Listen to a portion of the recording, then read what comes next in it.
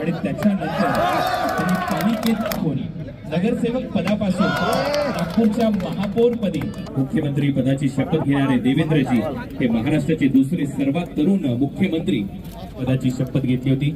जनसंघाचं बालकडू लहानपणीच त्यांना मिळालं, त्यामुळे भाजपाचे प्रदेशाध्यक्ष ते झाले, पुढे महाराष्ट्राचे मुख्यमंत्री ते बनले। आज या घटनेमुळे खऱ्या अर्थाने प्रत्यक्षात अवतरलं असं म्हणायला हरकत नाहीये।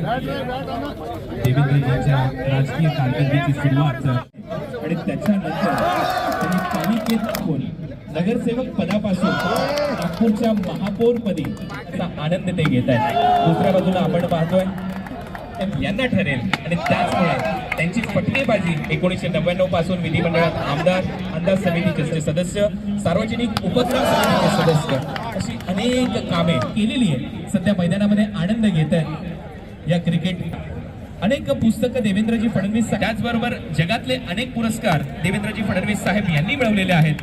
ते आज इथे क्रिकेट या खेळाचा आनंद घेत आहेत। आपलं स्वागत आहे। नागपूरचे आहेत, विदर्भातले आहेत, या क्रीडा नगरीमध्ये ते उपस्थित आहेत आणि ते या क्रिकेट या खेळास या क्रीडा नगरीमध्ये कपिल पाटील साहेब, पाटील परिवारातर्फे